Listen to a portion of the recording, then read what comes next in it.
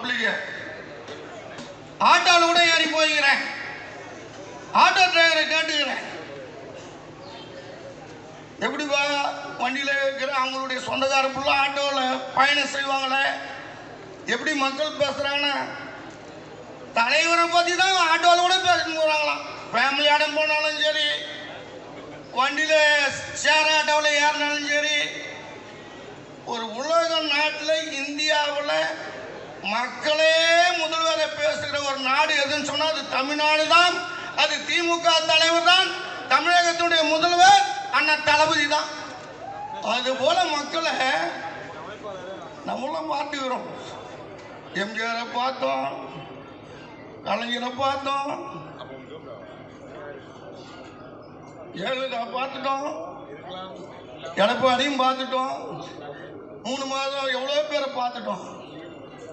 விடுவார் முதல்வர் மேலே அவ்வளோ பாசம் மக்களுக்கு இருக்குது. அதுபோல கடுமையாக முதல்வர் உழைத்து கொண்டிருக்கிறார். தேர்தலில் வாக்குறுதி குத்தத்தையும் கொடுத்துட்டாரு, வாக்குறுதி கொடுக்காதையும் குத்துனுங்கிறாரு. அவர் யாரா நினைச்சோமா, திடீர்னு 5000 ரூபாய் கொடுக்குறாரு. 3 மாசத்தை Edappadi group, Modi group, Amit Shah group நிறுத்த போறான். நிறுத்தினா ஏற்றுக்குவானா? மின்குட்டி குத்தா எப்படி குத்தாருன்னு கேட்குறான். கொடுத்தாலும் தப்புன்றான், கொடுக்கனாலும் கட்டுறான். எப்படி ஆகுது? ஈரோடு எலெக்ஷன் இளங்கோவன் காங்கிரஸ் தலைவர் நின்னாருல, 2 தேர்தலுக்கு போனோம். முதல் தேர்தலுக்கு இது கொடுக்கல. அண்ணாமலை பாரதிய ஜனதா தலைவர் 1000 ரூபாய் சொன்ன ஸ்டாலின் கொடுத்தாரு. எடப்பாடி அதே தான் பேசணும். 2வது தேர்தல் கொடுத்துட்டு பாரு, அதை பற்றி பேசல. முதலே கொடுக்க வேண்டியதானே, இப்பயே கொடுத்தாரு. என்னப்பா இது உனக்கு கதை? புரிஞ்சுவா முடியல. நிறுத்திடலாமா? தேர்தல் வர்றதை காட்டி 3 மாசத்துல நிறுத்திடலாமா? 1000 ரூபாய் போடக்கூடாது.